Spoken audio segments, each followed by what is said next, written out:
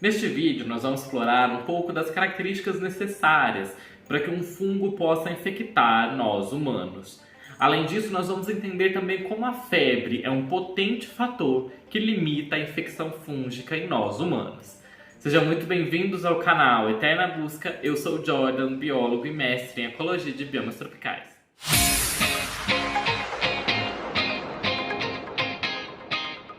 Os fungos, eles desempenham um papel-chave na ciclagem dos nutrientes.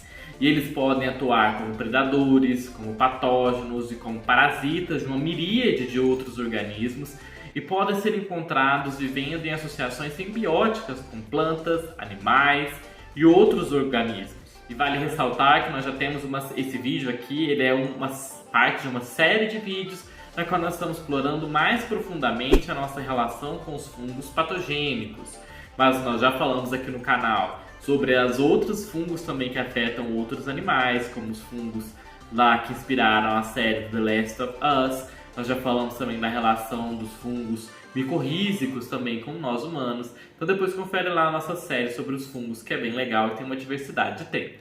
Os fungos geralmente crescem através de substratos sólidos e eles usam enzimas extracelulares, até mesmo a força bruta, para cavar no substrato e explorar os recursos no seu entorno. Além disso, eles assumem o controle do seu território, secretando compostos tóxicos em uma guerra química com outros micróbios que existem onde eles vivem.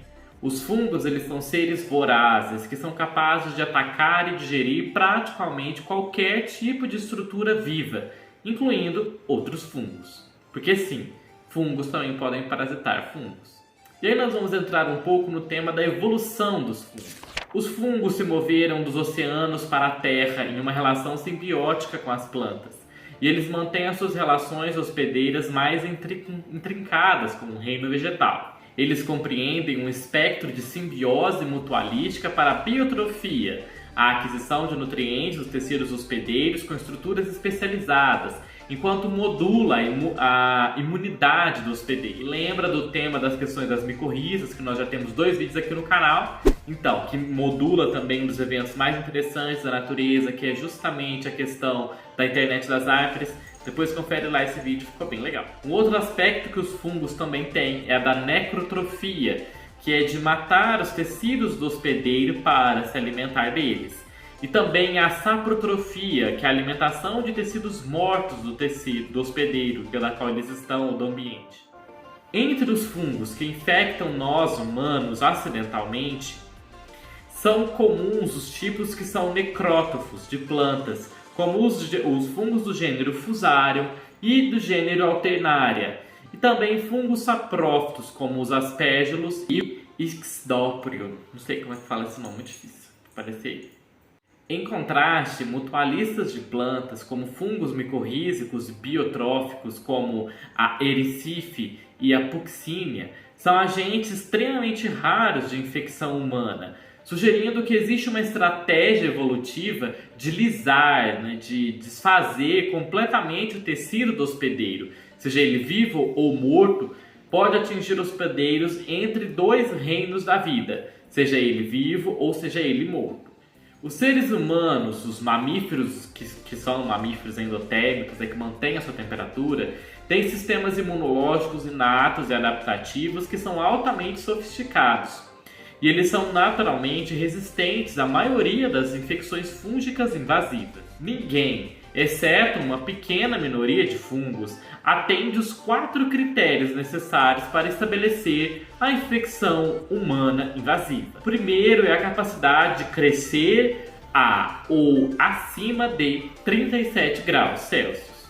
O segundo é a capacidade de atingir os tecidos internos, penetrando e contornando as barreiras do hospedeiro, por exemplo, os que entram diretamente em espaços cheios de ar dos pulmões ou dos seios nasais. E terceiro, a capacidade de digerir e absorver componentes dos tecidos humanos. E por 4, a capacidade de resistir ao sistema imunológico humano. Os fungos que preenchem os 4 critérios para infectar humanos, resistência térmica, locomoção através ou ao redor das barreiras do hospedeiro, lise e absorção do tecido humano e resistência às defesas imunológicas, pertencem normalmente a 4 linhagens, ou do grupo dos zigomicotas, ou do grupo dos entomophthoralis, ou do grupo dos ascomicotas, ou dos grupos dos basidiomicotas. E aí nós vamos entender agora a hipótese para a evolução do nosso próprio sangue quente. Casa de Wahl e seus colegas levantaram a hipótese de que a temperatura elevada e estável dos animais endotérmicos, como nós que temos sangue quente, pode ter sido um dos desenvolvimentos mais potentes na imunidade antifúngica que nós temos. A proteção contra a invasão pela maioria dos fungos parece ser um grande benefício do gasto enorme que nós temos de energia para mantermos a endotermia, que é justamente o controle da temperatura corporal pelo equilíbrio ativo da produção metabólica de calor, que impulsionou a sua evolução em pelo menos 2 linhagens de vertebrados, as aves e os mamíferos. Casa de Wahl e seus colegas propuseram que a evolução da endotermia e da homeotermia produziu uma zona de exclusão térmica, na qual os hospedeiros mais quentes restringem o crescimento de fungos. Esses pesquisadores examinaram a tolerância à temperatura de mais de 4.800 isolados fúngicos da coleção nacional holandesa de fungos, que incluía 144 gêneros, entre os de Caraia. Eles descobriram que a maioria dos isolados cresceu bem entre 12 e 30 graus, mas com cada aumento de 1 grau na temperatura, acima de 30 graus Celsius, cerca de 6% menos cepas podiam crescer a cada aumento de 1 grau. Os cálculos do custo energético versus o benefício da prevenção da infecção da fisiologia endotérmica chegaram a uma temperatura aproximada de muitos animais endotérmicos, 36,5 graus Celsius, como fornecendo o equilíbrio mais favorável para evitar a infecção fúngica. De fato, foi proposto que os mamíferos emergiram como os grandes animais dominantes no final do período Cretáceo, por seleção, através de um filtro fúngico que impediu uma segunda idade reptiliana, o que poderia explicar a sua notável resistência a doenças fúngicas em relação a outros animais. Essas considerações e hipóteses que nós vamos escrevendo aqui são apoiadas por observações da chamada febre comportamental, que acontece entre insetos infectados por fungos, que são suscetíveis, no caso dos fungos, a numerosas espécies de fungos patogênicos. Lembrando que nós já temos alguns vídeos aqui no canal que nós explicamos melhor como o fungo consegue infectar e parasitar e controlar o comportamento do animal de algumas espécies de fungos, de algumas espécies de insetos. Depois confere lá, que isso é bem interessante. Você vai ver como o fungo consegue controlar o comportamento da formiga, fazendo ela se tornar uma formiga zumbi. Observações de campo e experimentos controlados mostram que os insetos infectados por fungos buscam fontes de calor externas e podem sobreviver por mais tempo quando eles são capazes de se aquecer. A febre humana é uma saída ainda mais cara em termos energéticos da sinalização do fator de necrose chamado de necrose tumoral alfa, que é poderosamente induzida por fungos invasores, como no caso quando acontece para a Candida albicans e vários grupos de cândidas e outros fungos aparentados, desenvolve essa sinalização. O fator de necrose tumoral alfa, o TNF, na sua sigla em inglês, ele é uma citocina, principalmente libertada pelos macrófagos, que são as células do sistema imune, que respondem aos estímulos de agentes patogênicos, principalmente de fungos. Mas o TNF-alfa pode ser produzido por macrófagos ativados, linfócitos ou monócitos. Assim, o TNF-alfa promoveu um processo inflamatório local que possibilita o combate a quadros infecciosos. No hipotálamo, ele age como um pirógeno endógeno que produz a febre.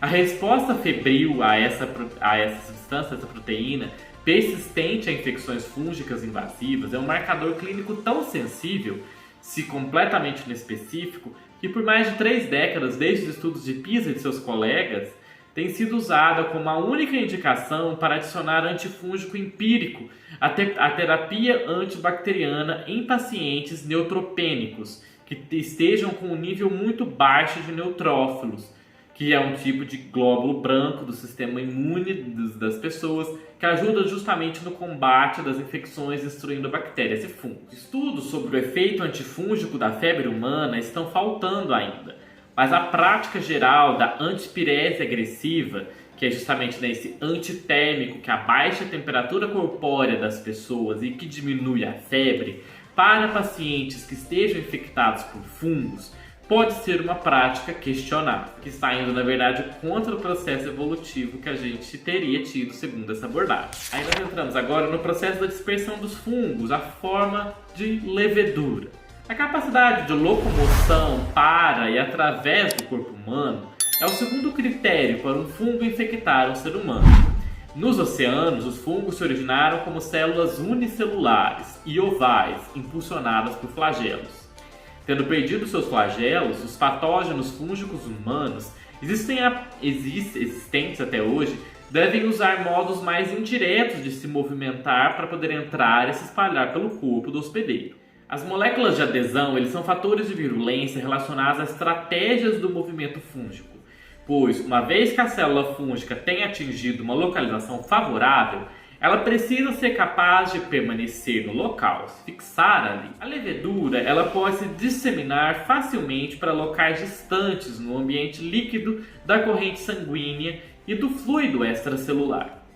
Outra vantagem de uma forma de levedura é que a sua resistência ao estresse mecânico, de modo que a maioria dos fungos encontrados em habitats de águas profundas, onde as pressões hidrostáticas estão na faixa de 146 a 388 atmosferas, são leveduras, que tem esse formatinho redondinho, pequenininho de bolinha, né? E no nosso próximo vídeo, nós vamos explorar justamente os tipos de fungos parasitas e o seu processo evolutivo. Por isso, não deixe de se inscrever aqui no canal para não perder quando o nosso próximo vídeo sair, que nós vamos explorar mais algumas outras teorias envolvendo a nossa relação com os fungos. Então, vou deixar indicado aqui o nosso vídeo anterior, né, quando nós falamos um pouco de como os fungos conseguem infectar os insetos e tornar os insetos zumbis. Vejo vocês nesses vídeos e até mais!